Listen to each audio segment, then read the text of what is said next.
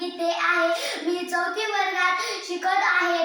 जी प्रा शाळा कवठळे येथून आलेली आहे. मी सावित्रीबाई यांच्याविषयी 2 शब्द सांगणार आहे, ते तुम्ही शांत चित्तीने ऐकून घ्यावी ही माझी नम्र विनंती.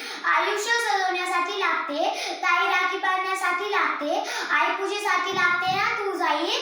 मंका म्हणता मुली नको ग बाई. पुण्यातल्या बुधवार पेठेतल्या भिडेवाड्याकडे एक तरुण स्त्री निघाली होती. तिला पाहून लोक हसू लागले, पण ती स्त्री मोठी धीराची न घाबरता शांतपणे म्हणाली, तुम्ही मला कितीही त्रास द्या, मी हे काय मुळीच सोडणार नाही. कोण होती बरं ती स्त्री? ती स्त्री म्हणजे भारतातील पहिल्या ओळखल्या जाणाऱ्या सावित्रीबाई फुले. त्या काळात स्त्री शिक्षणास बंदी होती. मुलींना कशाला शिकवायचं, मुली शिकून काय करणार असे लोक म्हणत मुलींना शिकवण्यासाठी सावित्रीबाई घराबाहेर पडल्या. शिक्षण घेतले की ज्ञान मिळते.